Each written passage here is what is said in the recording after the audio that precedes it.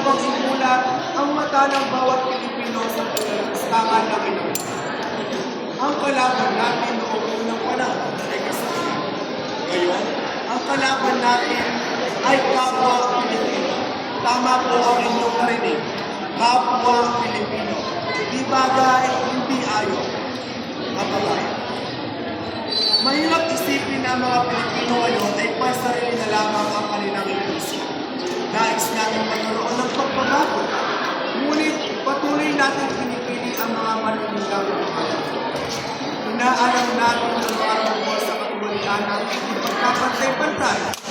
Ngunit hinahayaan natin bulok ang sistemang pangkatag. Ngayon, tuklasin natin ang isang problema ng Serza na pinamagatang El Filibusters na magbibigay sa inyo ng isang aral at isang katanungang tunay na pagpapinama. Bilyong-bilyong pera ang nabubusa at bilyon-bilyong din ang mga pangarap na nawawasan. Hindi mahirap isipin na hindi palakaha ang magpapalibog sa ating bayan. Hindi. Sino nga ba dapat ang managot sa mga anomalya ng plan?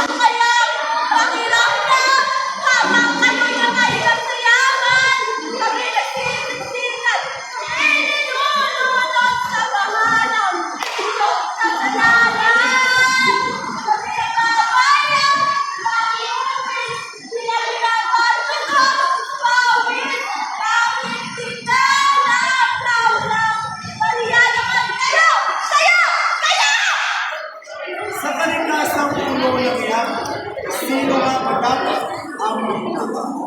Himig sa ating kaanuman ng ating bayan ay puno ng yaman. Ngunit makatarungan bang palitan ng inahanong industriya ang sektor ng agrikultura?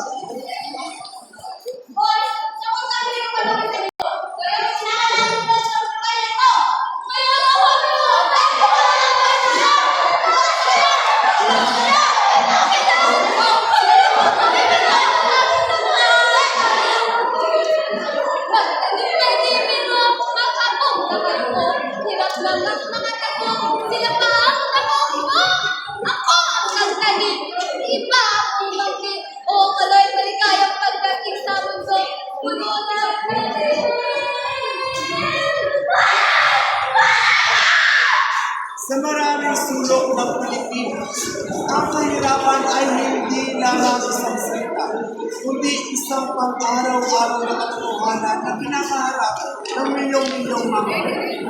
Bakit kaya kailangan muna ng isang malakas